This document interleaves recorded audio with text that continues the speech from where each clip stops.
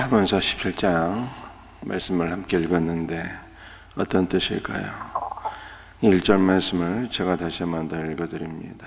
마른 떡 한 조각만 있고도 화목하는 것이 제육이 집에 가득하고도 다투는 것보다 나으니라.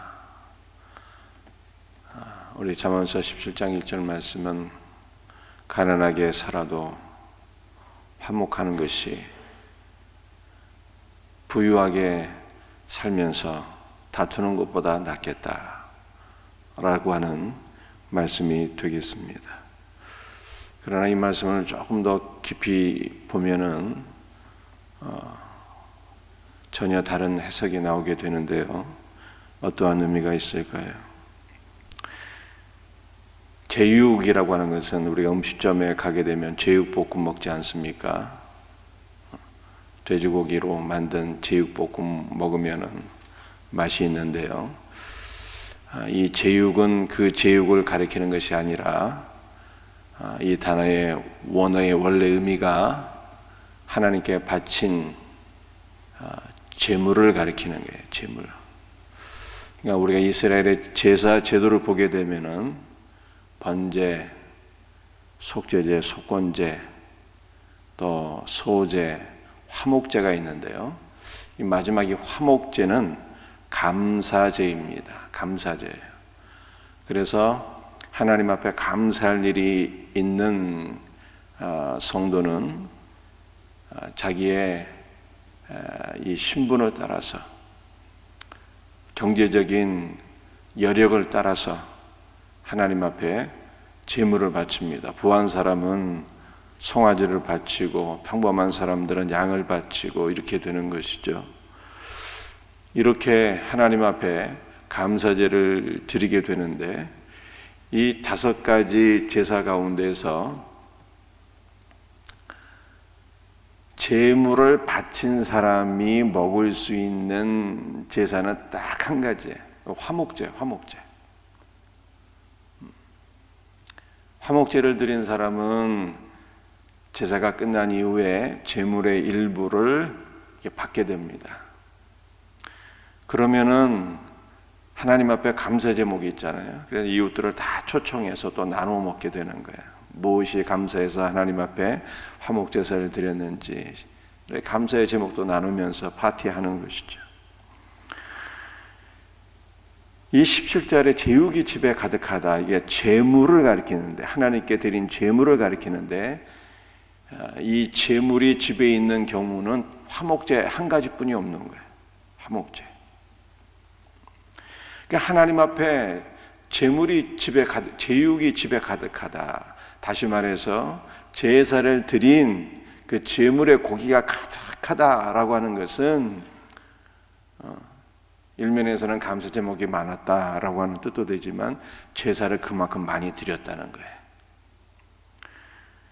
그런데 문제는 제사는 많이 드렸는데 그러면 그 집에 감사가 넘쳐야 되고 그렇잖아요. 감사제이니까 화목이 넘쳐야 되는데 제사는 많이 드렸는데 감사는커녕 화목은커녕 다툼이 넘치는 거예요. 이해할 수 없는 상황인 것입니다. 여러분들 이것은 유대교의 모습을 보여주고 있는 거예요. 유대교의 모습. 우리 예수님께서 무화과 나무를 보시고 저주하셨잖아요. 왜 저주하셨습니까? 종교의식은 가득한데 그 안에 생명이 없었거든요. 번제도, 소제도, 속죄제, 속건제, 화목제, 제사는 많이 드렸는데 그 안에 생명이 없었어요. 오늘 17장 1절로 보게 되면 화목제, 감사제는 많이 드렸는데 그 가운데 진정한 감사가 없었다는 거예요. 감사가. 화목이 없었다는 거예요. 하나님과 화목됨이 없이, 이웃과 화목됨이 없이 그냥 제사만 많이 드린 경건의 모습만 있는 것을 보시면서 주님께서 그 무화과 나무를 저주하셨잖아요. 바로 그 상황을 가리키는 것입니다. 그런데 앞절을 보게 되면 17장 1절 앞부분을 보게 되면 뭐라고 말씀하고 있습니까? 제사는 가득한데 참된 화목이 없는 것보다, 감사가 없는 것보다 뭐가 더 낫다? 마른 떡 한 조각만 있고도 화목하는 것이 더 낫다. 이렇게 말합니다. 넘치는 그 제물을 통해서는 화목을 이룰 수 없었는데 17장 1절 상반절을 보게 되면 마른 떡 한 조각을 갖고도 진정한 화목이 오게 되었다는 거예요. 여러분들, 이 마른 떡 한 조각은 누룩이 들어가 있지 않는 무교병을 가리키는 것인데요, 이 무교병은 기본적으로 예수 그리스도의 구원을 가리키는 거예요. 주 예수의 풍성한 은혜를 가리키는 것입니다. 복음서를 보게 되면 한 소년이 말라 비틀어진 보리떡 5개를 우리 주님께 드렸잖아요. 그 보리떡 5개는 세상을 먹이시는 예수 그리스도의 풍성한 생명이에요. 그 말라 비틀어진 보리떡 5개로 우리 주님께서 5,000명을 먹이시고도 12광주리가 남는 기적이 일어나게 된 것입니다. 우리 주님은 당신의 생명으로서 우리를 먹이시는 분이에요. 당신의 살과 피로서 우리를 먹이시는, 생명의 말씀으로서 우리를 먹이시는 분이에요. 그러니까 17장 1절은 생명 없는 유대교보다 생명 있는 기독교, 이것이 훨씬 더 좋은 것이라 이렇게 말씀하고 있는 것이죠.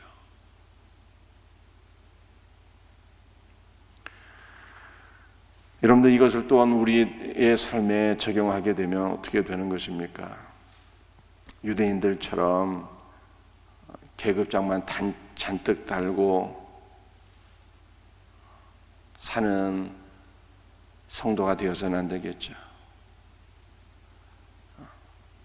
집사의 계급장을 달고, 중직의 계급장을 달고, 또는 목사의 계급장을 달고, 계급장은 주렁주렁 있는데 예배는 많이 드리고 제사의 형식은 넘치는데 그 가운데 주님이 주시는 생명이 있어야 되는데, 참 기쁨이 있어야 되고, 감사가 있어야 되고, 은혜가 있어야 되는데, 형식은 가득하지만 알맹이가 없으면, 예수의 생명이 없으면 우리 주님 앞에 책망받는 자가 될 수밖에 없다는 거예요.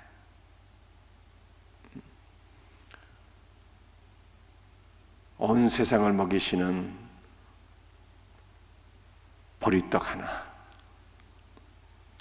예수 그리스도의 생명이, 주님의 생명의 말씀이 우리 안에 있어서 이 말씀으로 우리의 영이 살아나고 우리 안에 기쁨이 넘치고 감사가 넘치는 이 복된 은혜를 누려야 되는 것입니다.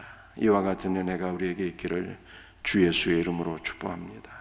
2절 말씀이, 슬기로운 종은 부끄러운 짓을 하는 주인의 아들을 다스리겠고 또 형제들 중에서 유업을 나누어 얻으리라. 이 솔로몬이 이 잠언서를 기록하지 않았습니까? 이 잠언서 17장 2절은 예언과도 같은 말씀이에요. 자기의 아들 여로보암에게 그대로 다 이루어지게 됩니다. 르호보암에게 그대로 다 이루어지게 됩니다.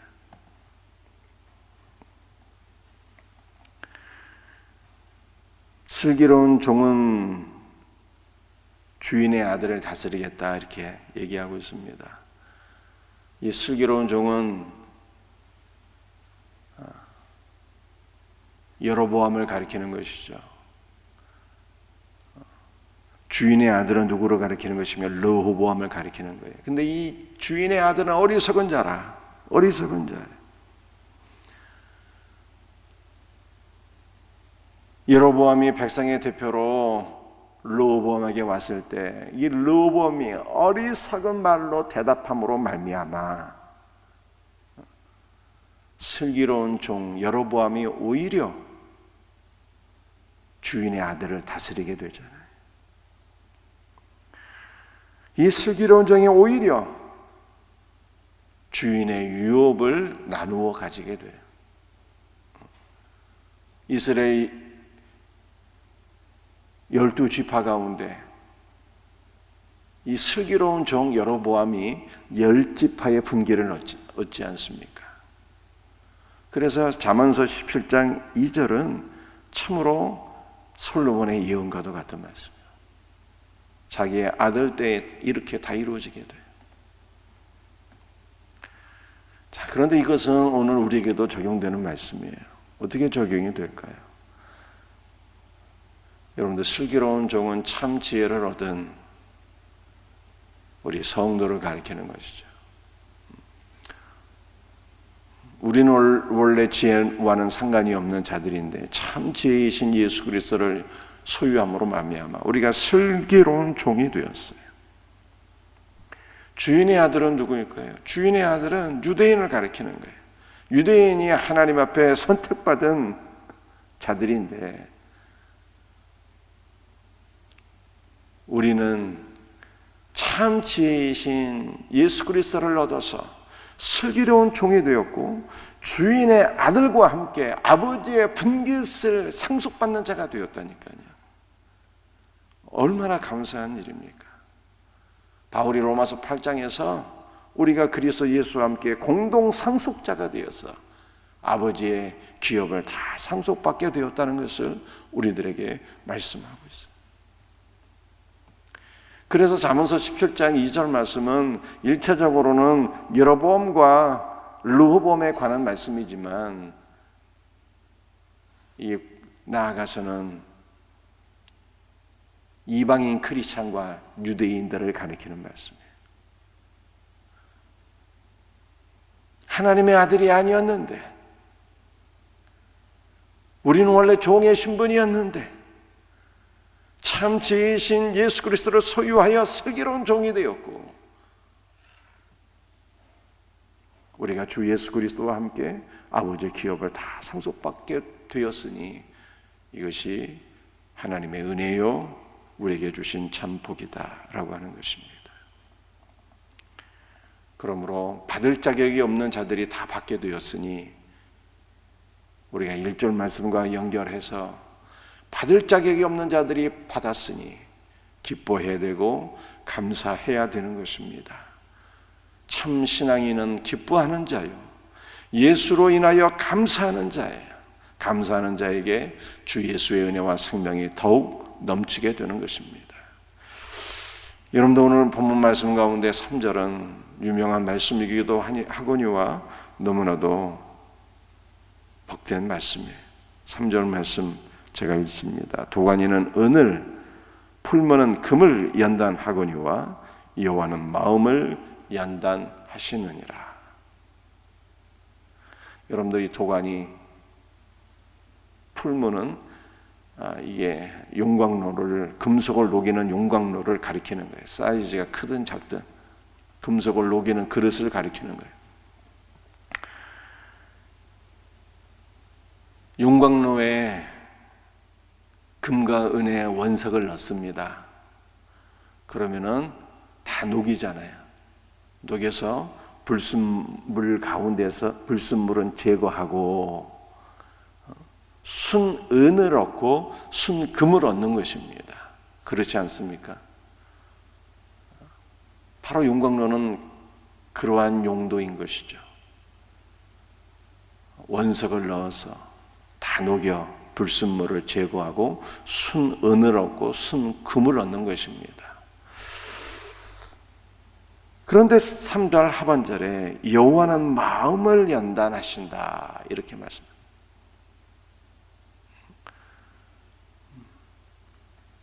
여러분들, 연단한다는 것이 어떤 의미인가 하면 일체적으로는 시험한다는 뜻이에요. 하나님께서 우리의 마음을 보세요. 우리의 마음 가운데 참 금과 같은 믿음이 있는지, 정금과 같은 믿음이 있는지, 참 보배이신 예수 그리스도가 우리 안에 있는지 우리의 마음을 보신다니까요. 그 다음에 하나님께서 우리 마음 안에서 어떠한 일들을 하시는가? 우리의 마음을 다 녹이신대. 다 녹이셔. 그래서 세상에 더러워진 것들은 다 제거하시고 우리 마음 안에서 정금과 같은 믿음을 얻으신다는 거예요. 여호와께서 우리 마음 안에서 참 보배이신 예수 그리스도를 얻으신다는 거예요. 그러니 얼마나 복된 말씀입니까? 여러분들, 인간의 마음, 우리의 마음은 참 더럽지 않아요.